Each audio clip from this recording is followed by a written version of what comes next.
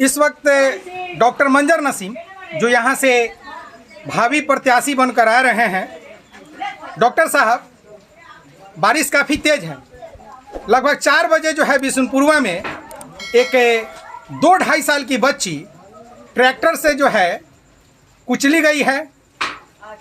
वो सही में ट्रैक्टर वाला जिम्मेवार है या बच्ची, ये मैं नहीं पूछता आपसे, लेकिन मैं ये जानना चाहता हूँ कि यहाँ की विधि और व्यवस्था के संदर्भ में आप क्या कहना चाहेंगे। और यह प्रश्न कब तक न्यूज़ इंडिया इसलिए आपसे पूछ रही है क्योंकि विगत दिनों में भी लगातार मोतिहारी से जो मुख्यालय है आपका, वहाँ से रक्सौल जो अनुमंडल है आपका, इसको जोड़ने वाला रास्ता यही है।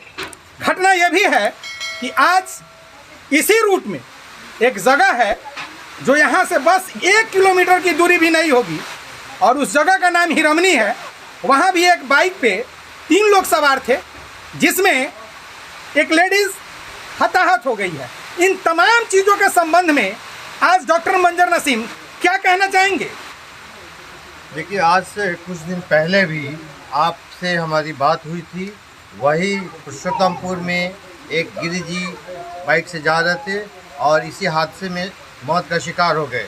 और फिर ये एक स्त्री का आपने हिरमनी में जिक्र किया, और अभी जहां हम लोग खड़ा हैं ये रामपुर पंचायत का बिशुनपुरवा गांव है। इस सड़क के इस किनारे बच्चा खेल रहा था और एक ट्रैक्टर वाले ने उसको कुचल दिया। आज 4 बजे शाम की बात है, और ये आप समझ लो कि ये लगभग आए दिन ये घटनाएं हो रही हैं। दोष की बात जब आपने की कि किसका दोष है, तो मैं तो व्यवस्था को दोषी मानता हूँ।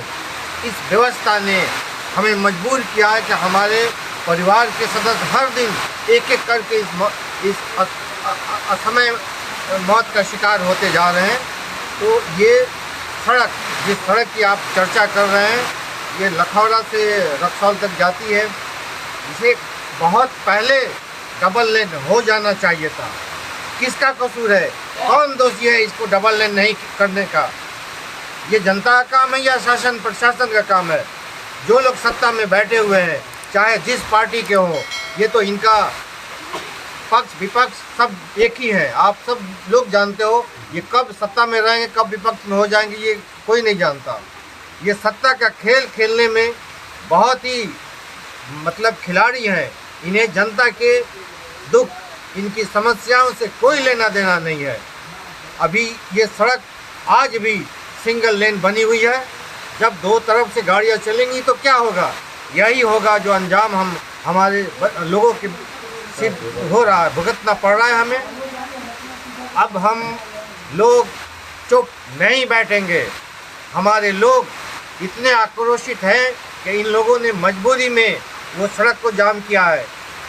क्या मजबूरी रही होगी सड़क को जाम करने का? अभी तक प्रशासन वालों की ने कोई उस प्रशासन वालों में से किसी ने भी आकर के सुध नहीं ली कि क्या हुआ, हम आपके दुख में आपके साथ है। कोई नहीं आया, न ये देखने के लिए कि उस परिवार के साथ इस दुख के घड़ी में उसकी कोई मदद की जाए, सहायता की जाए, इसके लिए भी कोई नहीं आया है। अभी मैं देख पा रहा हूँ यहाँ पे स्थानीय जो भी लोग चुनाव लड़ रहे हैं, उसमें सबसे पहली उपस्थिति आज आपकी हुई है। इसके लिए निश्चित रूप से यहाँ की जनता आपको धन्यवाद ज्ञापन करती है। लेकिन मैं ये जानना चाहता हूँ कि आने वाले दिन में अगर लोगों ने आपका चुनाव कर लिया तो सबसे पहले इन चीज़ों को आप कंट्रोल कैसे करेंगे? सबसे पहले ये सड़क डबल लेन होगा। ये सड़क डबल लेन होगा और इसको व्यवस्था को सुदृढ़ किया जाएगा, और इस बात को आश्वस्त किया जाएगा कि इस तरह की घटनाएं नहीं हो। आप सब जानती हैं कि जब आवागमन ज़्यादा होता है और सड़क पतली होती है, 2 बाइक, 2 कार या 2 सवारी क्रॉस करने में एक को रोक करके नीचे उतरना पड़ता है। यह आज से 50 साल पहले की जो व्यवस्था थी आज भी वही है। आबादी कई गुना ज़्यादा बढ़ गई। इसके लिए हर हाल में लोग तैयार हैं कि इस व्यवस्था को बदलेंगे, और जब नए लोग आएंगे तो नया सोच होगा। और जैसे इस सड़क का दोहरीकरण करना हमारा प्राथमिकताओं में। हेलो, हाँ बोलिए ना। दरपा थाना प्रभारी बोल रहे हैं? मैं जनसुराज से बोल रहा हूँ, डॉक्टर मंजर। हाँ सर, बोला जाए। ये आपके थाना क्षेत्र में रामपुर गांव का बिशनपुरवा, रामपुर पंचायत का बिशनपुरवा गांव है।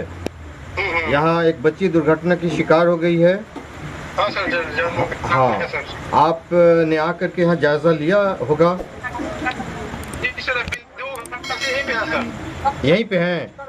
हाँ, अच्छा। पहले भी 3 घंटा पहले आके गए हैं सर। मैं भी यहीं पे हूँ, मैं घटना स्थल पे हूँ। लोगों ने सड़क जाम किया हुआ है, सर तो मैं ये कह रहा था आप वहाँ आ जाते, मैं भी वहीं पे हूँ अभी, और इन लोगों की बात फरियाद सुन ली जाती। ठीक है? बस सुन लिया सर, सब कुछ सुन लिया गया। तो फिर भी अभी जाम की स्थिति बनी हुई है, और सर देख रहे हैं सर। आप आइए, मैं वहीं पे हूँ अभी, उसी आपके सामने सुने वो। हाँ, मैं आपसे जानना चाहता हूँ कि आपने क्या एक्शन लिया है। ठीक है, आइए। जी ये होगा। तो अभी आप सुन रहे थे डॉक्टर मंजर नसीम को, और कब तक न्यूज़ इंडिया की टीम इसी तरीके से खास खबरों को जो है कवर करते हुए आप तक पहुंचाने का प्रयास करेगी। आपने हमें समय दिया, इसके लिए बहुत बहुत धन्यवाद। मिलते हैं ऐसी कुछ खास खबरों को लेकर, तब तक आप हमें दीजिए इजाज़त। जय हिंद, जय भारत।